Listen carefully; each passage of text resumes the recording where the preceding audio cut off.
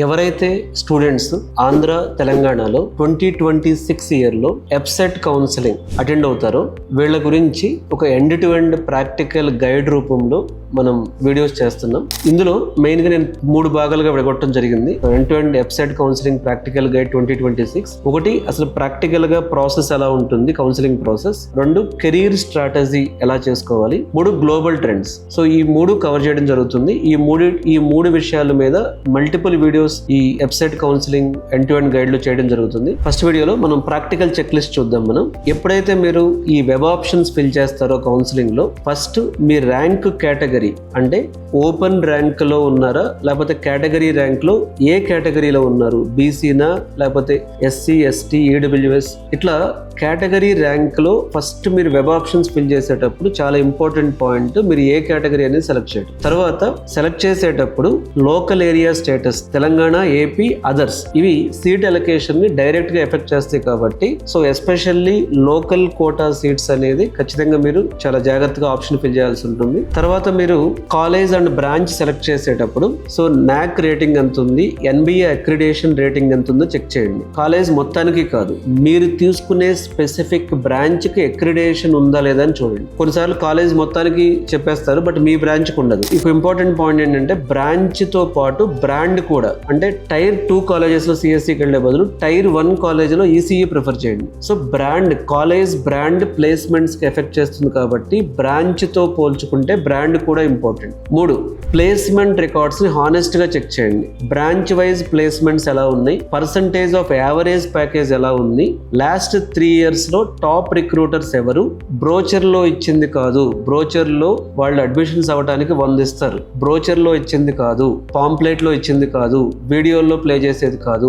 College కి వెళ్ళి IT companies వస్తున్నాయా, నాన్ ఐటీ కంపెనీస్ వస్తున్నాయా, ఎంఎన్సీస్ వస్తున్నాయా, స్టార్ట్అప్స్ వస్తున్నాయా, లేకపోతే ఏదో ఊరకనే ప్లేస్మెంట్స్ అయ్యిందని చెప్పి ప్రూవ్ చేస్తున్నారా, ప్లేస్మెంట్ టీమ్ ఉందా లేదా, ఇవన్నీ చెక్ చేయండి. తర్వాత ఫ్యాకల్టీ స్టూడెంట్ రేషియో, లో ఫ్యాకల్టీ టర్న్ ఓవర్, తక్కువ మందికి ఎక్కువ ఫ్యాకల్టీ ఉండి వాళ్ళకి పిహెచ్డి క్వాలిఫికేషన్ ఉండి ఇండస్ట్రీ ఎక్స్పీరియన్స్ కూడా ఉంటే అప్పుడు better academic and industry depth ఉంటుంది. సో కాబట్టి ఫ్యాకల్టీ స్టూడెంట్ రేషియో ఏంటి, ఫ్యాకల్టీ ప్రొఫైల్స్ ఏంటి అనేది కూడా చూసుకోవాలి. తర్వాత మీ కాలేజ్ ఏ యూనివర్సిటీతో అఫిలియేట్ అయ్యింది అనేది కూడా చాలా ఇంపార్టెంట్. మీకు ఇప్పుడు JNTU-H కానీ, JNTU-A కానీ, ఉస్మానియా కానీ ఏ యూనివర్సిటీతో అఫిలియేట్ అయ్యి ఉంది. ఎందుకు అంటే అటానమస్ కాలేజ్ స్టేటస్ ఉంటే వాళ్ళ కరికులం ని వాళ్ళకి నచ్చిన విధంగా ఇండస్ట్రీ ఓరియంటేషన్ లోకి ఈజీగా అప్డేట్ చేసుకోవచ్చు. కాబట్టి కాలేజ్ స్టేటస్ కూడా ఇంపార్టెంట్. ఇకపోతే ఈ కౌన్సిలింగ్ లో ఇంకొక important point, location and logistics. So మీ ఇంటి నుండి ఎంత దూరం ఉంది అంటే డైలీ కమ్యూట్ ఫెసిలిటీ. ఎందుకు అంటే కొన్నిసార్లు ఇక్కడ చూడండి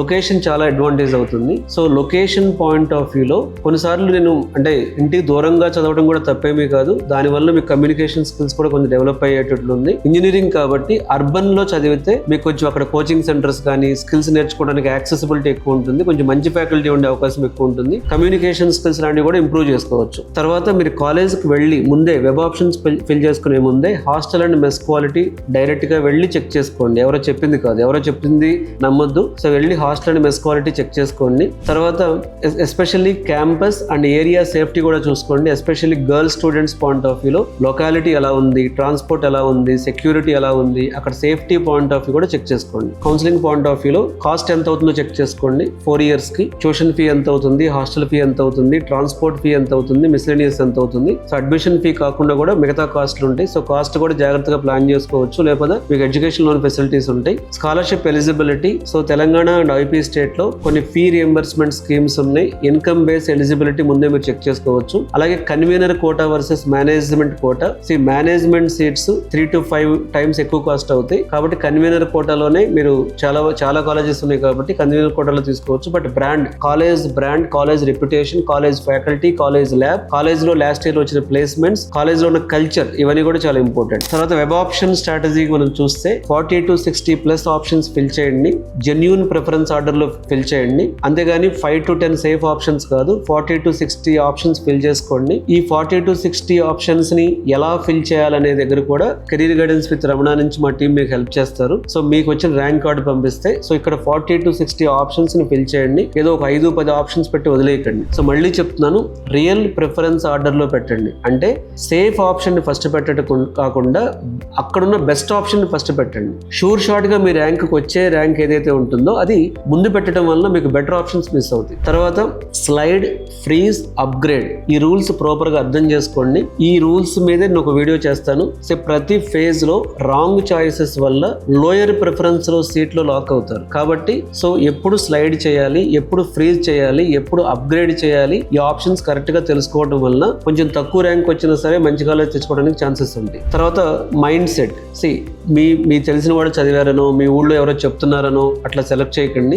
మీ పిల్లలకి ఏది ప్యాషన్, లేకపోతే మీకు ఏది ప్యాషన్, మెకానికల్ ప్యాషన్ అంటే మెకానికల్ కూడా గ్రో అవుతారు, ఎలక్ట్రికల్ ప్యాషన్ అంటే ఎలక్ట్రికల్ లో కూడా గ్రో అవుతారు, ఈసీఈ ప్యాషన్ అంటే ఈసీఈలో కూడా గ్రో అవుతారు, సిఎస్సి ఒక్కటే గ్రో అవుతారని ఏం లేదు. అందరూ చెప్పే విషయం ఇది. మీకు ఏ ఫీల్డ్ లో ప్యాషన్ ఉంది దాన్ని బట్టి బ్రాంచ్ తీసుకోండి, అంతేగాని సోషల్ కంపారిజన్ బట్టి ఎప్పుడు బ్రాంచ్ సెలెక్ట్ చేయకండి. తర్వాత ఈ ఎంసెట్ కౌన్సిలింగ్ లో ఈ వెబ్ ఆప్షన్స్ ఫిల్ చేయటం, కాలేజ్ గురించి కనుక్కోవడం, బిల్డింగ్లు చెక్ చేయటం, హాస్టల్ బిల్డింగ్ ఎలా ఉంది, ఫుడ్ ఎలా ఉంది, ట్రాన్స్పోర్టేషన్ ఎలా ఉంది, ప్లేస్మెంట్స్ ఎలా ఉన్నాయి, ఇవన్నీ ఒక ఎత్తు అయితే వీటికంటే మీరు ముందే చెక్ చేసుకోవాల్సిన విషయం ఏంటి అంటే కౌన్సిలింగ్ అప్పుడు ఆ college career point of view ఎలా ఉపయోగపడుతుందని చెక్ చేసుకోవాలి. బ్రాంచ్ అనేది ఎప్పుడైనా సరే ఒక కాలేజ్ అనేది ఒక ఫస్ట్ డోర్ లాంటిది, కానీ దీనిలోనే మీకు జాబ్ వచ్చేది. కాబట్టి మీరు సిఎస్సి, ఐటీ ఏ బ్రాంచ్ తీసుకున్నా సరే, ఈసీఈ తీసుకున్నా సరే, ఇది ఎంట్రీకి అవకాశం అంతే, ఇదేం జాబ్ ఇవ్వదు. కాబట్టి ఒక బ్రాంచ్ అనే దాని వల్ల జాబ్ వస్తుంది అనుకోకండి. నేను చెప్తున్నాను కదా, ఇప్పుడు సిఎస్సి బ్రాంచ్కి వెళ్ళి సరిగా స్కిల్స్ ఇంప్రూవ్ చేసుకుపోయినా, అదే ఈసీఈలో విఎల్ఎస్ఐకో, ఎంబెడెడ్ సిస్టమ్స్కో, ఆటోమేషన్ లాంటి బ్రాంచెస్కి వెళ్ళినా సరే వాళ్ళు సక్సెస్ అవ్వచ్చు. ఇప్పుడు సిఎస్సి రోబోటిక్స్ ఇంట్రెస్ట్ ఉంది, వాళ్ళు సక్సెస్ అవ్వచ్చు. కాబట్టి బ్రాంచ్ మాత్రమే ఫైనల్ కాదు, ఆ బ్రాంచ్కి సంబంధించిన స్కిల్స్ నేర్చుకోవడం అనేది చాలా ఇంపార్టెంట్. సో ఆ స్కిల్స్ నేర్చుకోవడానికి ఆ కాలేజ్లో ఫెసిలిటీస్ ఎలా ఉన్నాయో చూసుకోండి. వెళ్ళి ఇప్పుడు పిల్లోడు ఎక్కడ నేర్చుకోవాలి స్కిల్స్, ఆ కాలేజ్లో నేర్చుకోవాలి. కాబట్టి ఆ కాలేజ్లో స్కిల్స్ నేర్చుకోవడానికి ఫెసిలిటీ ఏముంది అనేది కూడా ఇక్కడ ఇంపార్టెంట్ పాయింట్ అవుతుంది. ఇంకొకటి, ఈ రోజు హాట్ బ్రాంచ్ అనుకున్నది, సూపర్ బ్రాంచ్ అనుకున్నది 4 years తర్వాత సాచురేట్ అవ్వచ్చు. ప్రతి కాలేజీ సిఎస్సి సీట్లు పెంచేస్తుంది, కానీ దానివల్ల ఏమవుతుందంటే సిఎస్సి బ్రాంచ్ కి కావాల్సింది 100 మంది అయితే సప్లై 300 మంది ఉంది, అంటే 200 మంది ఎలాంటి ఖాళీగానే ఉంటారు. కాబట్టి హాట్ బ్రాంచ్ ఇవాళ రోజు రేపు ఫ్యూచర్ లో మారొచ్చు. కాబట్టి అందరూ సిఎస్సికే వెళ్ళాలని ట్రై చేయకండి, అందరూ సిఎస్సి ఏఎంఎల్కి వెళ్ళాలని ట్రై చేయకండి. సిఎస్సిలో కూడా చాలా మంచి సబ్జెక్ట్స్ ఉన్నాయి. ఇప్పుడు CSC cyber security, CSC quantum computing, లేకపోతే ఈసీఈలో కూడా కొన్ని విఎల్ఎస్ఐ, ఎంబెడెడ్ సిస్టమ్స్, మంచి ఆప్షన్స్ ఉంది. మంచి బ్రాండ్ ఉన్న కాలేజ్ జాబ్కి ఇంపార్టెంటే, కానీ ఆ బ్రాండ్ ఉన్న కాలేజ్లో జాయిన్ అయినంత మాత్రాన ప్లేస్మెంట్ వచ్చేది. కాబట్టి స్కిల్సే ఇంపార్టెంట్. ఎవరైనా సరే రేపొద్దున మీరు ఫైనాన్షియల్ స్ట్రెయిన్ అయ్యే విధంగా, ఇప్పుడు మీ కెపాసిటీ 5 లక్షలు అనుకోండి, 20 లక్షలు కట్టించి ఒక బ్రాండ్ ఉన్న కాలేజీలో మీరు పేమెంట్ కూడా చదివించారు అనుకోండి, తర్వాత జాబ్ రాకపోతే ఏం చేస్తారు? సో ఫైనాన్షియల్ స్ట్రెయిన్ అయ్యే విధంగా కాలేజీల మీద ఖర్చు పెట్టే బదులు ప్రతి 3 నెలలకు ఒకసారి ఒక కోర్స్ నేర్చుకోవడానికి 5,000 ఖర్చు పెట్టండి. ఎలా వేసుకున్నా సరే 4 సంవత్సరాలు ఇంటూ 3 నెలలు వేసుకున్నా సరే 12 సార్లు 5,000 ఎంత అవుతుంది? ₹1,00,000 లోపు అయిపోతుంది. కమ్యూనికేషన్ స్కిల్స్, టెక్నాలజీ ఇవన్నీ నేర్చుకోవచ్చు. కాలేజీలకు లక్షలు పెట్టే బదులు, అంటే డబ్బులుంటే పెట్టడం ఇబ్బంది ఏం లేదు, కానీ సో కాలేజ్ బ్రాండ్ కోసం ఎక్కువ డబ్బులు పెట్టే బదులు దానికంటే మీరు స్టూడెంట్ కి ప్రతి 3 months కి ఏఐ కానీ, డేటా సైన్స్ కానీ, పైథాన్ కానీ, కమ్యూనికేషన్ స్కిల్స్ కానీ, ఎలక్ట్రానిక్స్ అయితే విఎల్ఎస్ఐలో కోర్సెస్ కానీ అలాంటివి ట్రైన్ చేసుకోవడం అనేది బెస్ట్ అని అనుకుంటాను. ఇంకొక ఇంపార్టెంట్, ఇన్ఫ్రాస్ట్రక్చర్ బిల్డింగ్స్ కంటే internship culture important. 2nd year 3rd year నుండే ఇంటర్న్షిప్ ని పుష్ చేసే కాలేజెస్ ని చూసుకోండి. ఫ్యాన్సీ బిల్డింగ్ లేకపోయినా జాబ్ రెడీ స్టూడెంట్స్ ని, ఇంటర్న్షిప్ బేస్డ్ స్టూడెంట్స్ ని, ప్రాజెక్ట్ బేస్డ్ లెర్నింగ్ ఎంకరేజ్ చేసే కాలేజెస్ సెలెక్ట్ చేసుకోండి. ఇంకొకటి, branch wise placement percentage check చేయండి. కాలేజ్ యావరేజ్ కాదు. చాలాసార్లు మీరు చూస్తే మెకానికల్, సివిల్, ట్రిపుల్ ఈసీలో కూడా ప్లేస్మెంట్స్ వస్తాయి. సిఎస్సి మాత్రమే ప్లేస్మెంట్స్ వస్తున్నట్టుగా చూపిస్తూ ఉంటారు మార్కెట్ కి. కాబట్టి ఏ బ్రాంచ్ లో ఎంతమంది స్టూడెంట్స్ ఉన్నారు, ఎంతమందికి ప్లేస్మెంట్స్ వచ్చినాయి పర్సంటేజ్ చూడండి. ఇప్పుడు ఒక బ్రాండ్ ఉన్న కాలేజ్ లో 3,000 మంది సిఎస్సిలో బీటెక్ చేస్తున్నారు, వాళ్ళలో 1,000 మందికి ప్లేస్మెంట్స్ వచ్చినాయి. అదే బ్రాండ్ ఉన్న కాలేజ్ లో 200 మంది ఈసీలో చేస్తున్నారు, 150 మందికి ప్లేస్మెంట్స్ వచ్చినాయి. అంటే ఇక్కడ ప్లేస్మెంట్స్ పర్సంటేజ్ చూడండి, number of total students, number of placed students. ఇంకొక important point, package highest package అని నమ్మకండి, యావరేజ్ ప్యాకేజ్ అని నమ్మండి. మా కాలేజీలో ఒక స్టూడెంట్కి 50 లక్షలు వచ్చింది, ఒక్కడికే వచ్చి ఉంటుంది. దానికి కూడా చాలా పారామీటర్స్ ఉంటాయి. ఆ హైయెస్ట్ ప్యాకేజ్ ఎలా వస్తుంది కూడా అది ఒక పెద్ద విషయం. అది అంటే దానికి ఒక ప్రాసెస్ చేస్తారు వాళ్ళు. దానికంటే కూడా యావరేజ్ ప్యాకేజ్ ఎంత ఉంది అంటే, ఒక అతనికి 5 లక్షలు వచ్చింది, 8 లక్షలు వచ్చింది, ఒక అతను 2 లక్షలు వచ్చింది, 3 యావరేజ్ తీసుకుని ప్యాకేజ్ డిసైడ్ చేసుకోండి. అలాగే మాక్సిమం అటానమస్ కాలేజెస్ అనేవి కరికులంని ఫాస్ట్గా చేంజ్ చేస్తాయి కాబట్టి, ఏఐ, క్లౌడ్ కంప్యూటింగ్, ఇండస్ట్రీ ట్రెండ్స్ని ఫాస్ట్గా అడాప్ట్ చేసుకుంటాయి కాబట్టి అటానమస్ కాలేజెస్కి ఎక్కువ ప్రిఫరెన్స్ ఇవ్వండి. అలానే అన్ని అటానమస్ కాలేజెస్ బాగుంటాయని నేను చెప్పట్లేదు. అలాగే కొంతమందికి ముందే క్లారిటీగా ఉంటారు, నేను గేట్ రాస్తాను, ఎంఎస్ చేస్తాను, ఎంబీఏ చేస్తాను అని చెప్పి. అలాంటి వాళ్ళు చూసుకోవాల్సింది ఏంటంటే దానికి ట్రైన్ చేసే విధంగా ఫ్యాకల్టీ ఉన్నారా లేదా, కొంచెం రీసెర్చ్ ఫ్యాకల్టీ ఏమైనా ఉన్నారా, సో అట్లాంటిది చూడండి. అంటే మీ ఫైనల్ గోల్ ఏంటి? మీరు ప్లేస్మెంట్ కోసం అయితే ఒకలాంటి కాలేజ్ని, ఎంటెక్ చేయడం కోసం, గేట్ ఎగ్జామ్ రాయడం కోసం అంటే ఒకలాంటి కాలేజ్ని, ఎంఎస్ చేయాలి, జిఆర్ఈ రాసి వేరే ఫారిన్ కంట్రీకి వెళ్ళాలి అనుకుంటే అది ఒకలాంటి. అంటే సో ఈ మూడు సపరేట్. ప్లేస్మెంట్స్లో కూడా మళ్ళీ సిఎస్సి ప్లేస్మెంట్స్ కొన్ని కాలేజీల్లో బాగుంటాయి, ఈసీ ప్లేస్మెంట్స్ కొన్ని కాలేజీల్లో బాగుంటాయి. కాబట్టి కాలేజ్ సెలక్షన్ ఎప్పుడు కూడా మీ ఫ్యూచర్ ప్లాన్ని బట్టి జరగాలి. ఇంకొంతమంది స్టూడెంట్స్కి ఏముంటుందంటే ఈ బీటెక్ అని జస్ట్ సర్టిఫికేట్ కోసం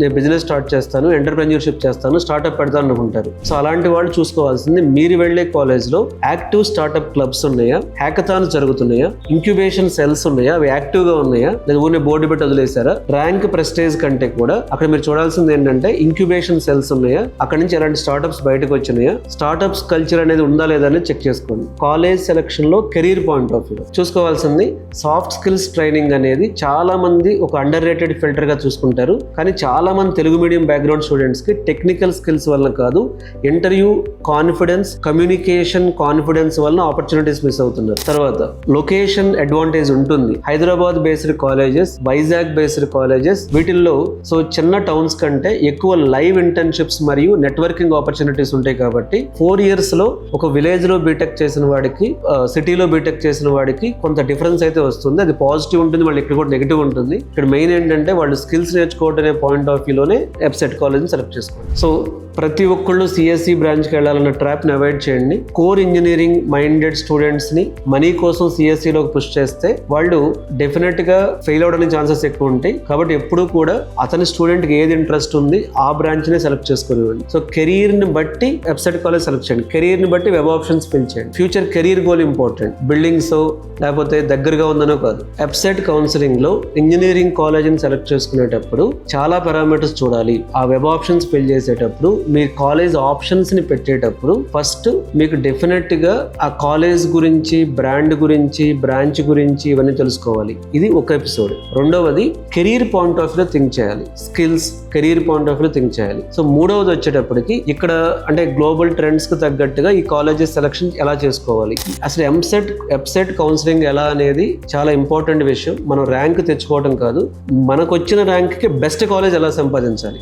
సో మనకు వచ్చిన ర్యాంక్ కి బెస్ట్ కాలేజ్ ఎలా సంపాదించాలి, బెస్ట్ బ్రాంచ్ ఎలా సంపాదించాలి, వెబ్ ఆప్షన్స్ ఎలా ఫిల్ చేయాలి అనేటటువంటి కన్ఫ్యూజన్ మీ అందరికీ ఉంటుంది. So career guidance with Ramana ద్వారా అందరికీ ఫ్రీగా ₹1 కూడా మేము డబ్బులు తీసుకోవట్లేదు. మీకు వెబ్ ఆప్షన్స్ ఎలా ఫిల్ చేసుకోవాలి, ఏ కాలేజ్ సెలెక్ట్ చేసుకోవాలి, ఏ బ్రాంచ్ సెలెక్ట్ చేసుకోవాలి, first counselling, second counselling, third counselling లో ఎలా ఫ్లోట్ అవ్వాలి, ఎలా ఫ్రీజ్ చేసుకోవాలి. సో ఇవన్నీ కూడా ప్రతిదీ కూడా మాకు ఒక టీం ఉంది. సో మా టీం నుంచి మీకు హెల్ప్ చేయబోతున్నాం మేము. మీలో ఎవరికైనా సరే, తెలంగాణలో అయినా సరే, ఆంధ్రాలో అయినా సరే, కర్ణాటకలో అయినా సరే, మీకు ఈ కౌన్సిలింగ్ లో మీకు ఏదైనా ఇబ్బందులు ఉన్నా, అసలు వెబ్ ఆప్షన్స్ ఎలా ఫిల్ చేయాలన్న డౌట్స్ ఉన్నా సరే, దీనికి మీరు ఎవరికి మనీ ఇవ్వాల్సిన అవసరం లేదు. ఫ్రీగా కెరీర్ గైడెన్స్ విత్ రమణ ద్వారా ఈ అవకాశం కల్పిస్తున్నాం మేము. మీకు ఎవరికైనా వెబ్సైట్ కౌన్సిలింగ్ గురించి మరిన్ని డీటెయిల్స్ తెలియాలి, వెబ్ ఆప్షన్స్ ఎలా ఫిల్ చేయాలనే డౌట్స్ ఉంటే ఈ వీడియోలో ఇచ్చిన నెంబర్ కాల్ చేసి నా అపాయింట్మెంట్ తీసుకుని మా టీంతో మీరు డిస్కస్ చేయొచ్చు. లేదా ఇక్కడ కింద కామెంట్స్ లో పెట్టినా సరే మా టీం మీకు కాల్ చేస్తుంది.